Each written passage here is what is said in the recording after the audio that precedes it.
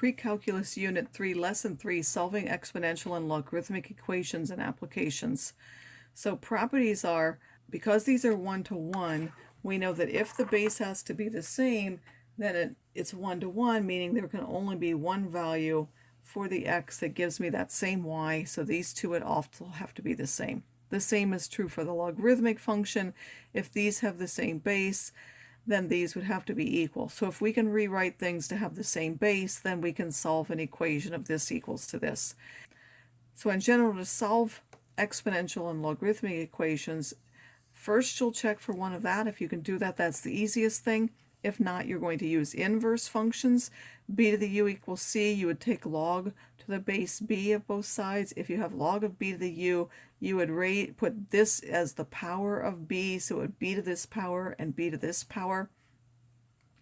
All logs have to first be combined into a single log in order to do that. And then you could also graph to solve. You can also, for an exponential, take any log of both sides. So I could take log to the base 10 of solving that. So either way would work for the exponential. For logs, you must use their inverse. Keep in mind the domain of the function, so sometimes they can look different. So if I have the log of x squared is equal to 2, I can get, when I raise this to the 10, that would say x squared is 100, so x can be both minus 10 and 10. They're both solutions because they're both in this domain. If I start off and I had that 2 on the outside, and if I have 2 log of x is 2, then there's only one solution because I cannot put minus 10 inside of there. This one has a domain of x bigger than 0. This simply has x cannot be equal to 0. So some of these can be solved with the one-to-one property. The first thing, this is 5 squared, so 2x plus 1 has to be 2, and then solve. This one is 12 to the 0, so x minus 3 would have to be 0. Here we can write both of these as 3 to some power. This is 3 cubed, this is 3 squared. That would give me a 12x and a 2x plus 2, so then those have to be equal, and I would solve them. The same is true for e. This is e to the 3x, so those two exponents have to be the same. And here 4 is 2 squared, so I can make both of these with a base of 2, and then I would solve that. I'm not going to go through all of these. Solve each equation using inverse functions or the one-to-one property. And this is 3 times this, so first I would want to isolate. You want to isolate your exponential or your log function on a side by itself. So I would take the 4 to the other side and then the 3 to the other side. Once I have that written as an exponent, I can do its inverse. I'll just do the log of that, and that would give me 2x is equal to that log, and then I would divide by 2. It would give me a half of that. This is the exact solution. This is an approximation. Once you've used your calculator, you should always double check. In fact, you can always double check your work by substituting that in there. Now, if you round, it won't be exactly 5, but it should give you something really close to 5. And if you multiply both sides by variables, or you somehow include variables in both sides, make sure you check for extraneous solutions because some of them may not actually be real solutions. So here, I want to isolate this if I can. I could take this into a power, but then I would have to solve a 4th degree equation.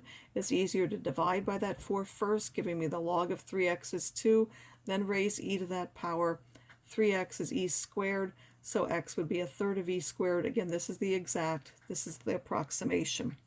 Here, because these have different bases, instead of trying to do log to the base 3 or log to the base 7, because I have to do the same thing on both sides, it's easiest just to use the common log of both sides and then take that x out into the front, or that variable out to the front, expand by multiplying everything by the log of 3, and here everything by the log of 7. Then taking everything with x to one side, everything without x to the other side. And then you would divide by this whole thing, would give you this, divided by this would be x, and this is the approximate solution. First you would take and put the exponential part on one side by itself, so you would subtract the 1, divide by the 3. Now this is an exponential, so you could either take the log to the base 2 of both sides and then use a change of base formula later, or just go ahead and take the common log of both sides as I've shown here. That would come out as the exponent. You could go ahead and multiply by that, or you could have divided by that right away. So I could have divided here by the log of 2. From here to x to the minus 2 is the log of 33 over the log of 2, and then added 2 to both sides. This would actually have been easier. It's equivalent to this one. Both would have given you that decimal approximation.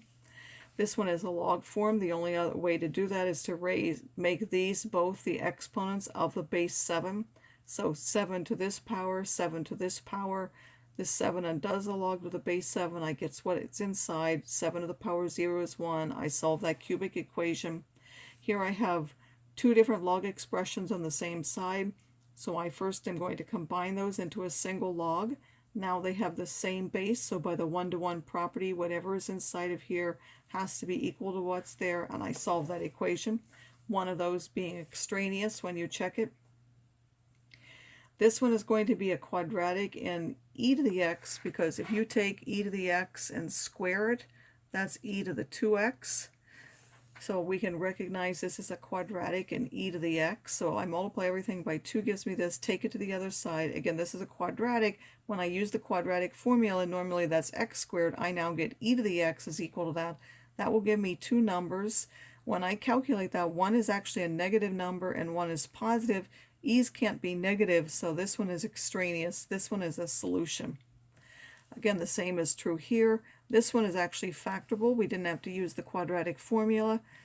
We would get e to the x is 2 if you take the natural log of both sides. X would be the natural log of 2 here, and here you would get x is the natural log of 4.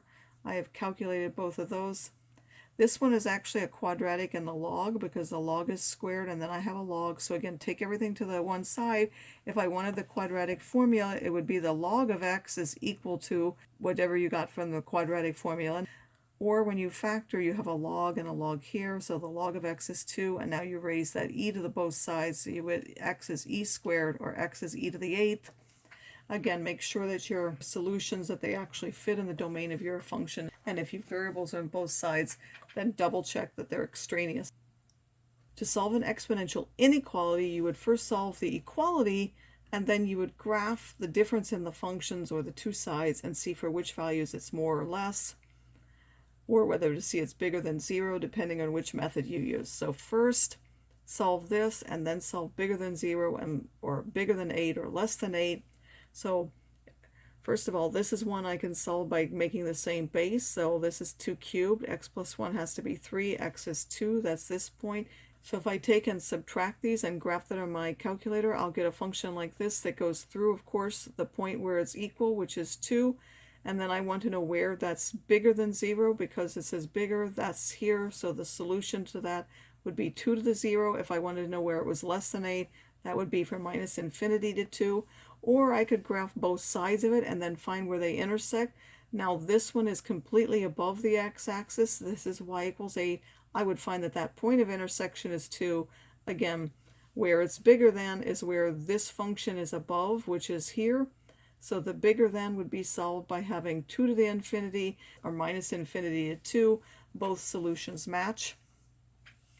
If I have an inequality like this again, first you would want to find out where it equals 0. You would solve for that. And then when you graph, here I would just graph this side. That's a function like that. I want to know where it's bigger than 0, which is everything here. The part where it equals 0 is this log. So it would be everything from minus infinity to 2.5, which would be approximately that. This one works similarly. If it says solve for a variable, so I'm not going to go through all of them again, it's similar to solving for the equations. Since this t is inside of this exponential part, you would want to isolate that on a side by itself.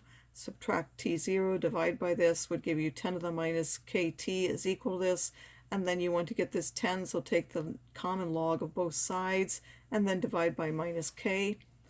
For this one, again, you want to solve for b. b, again, is in the exponential part. You would want to isolate that. Because it's in the denominator, you could first take the reciprocals, multiply by your k, take the 1 to the other side. Again, you want to isolate that. We have now isolated, so to get rid of it, you would take the natural log of both sides and solve. Similarly, for this one, because you have different logs, you would want to combine them into a single log first, and then because they're the same base, those two things have to be equal.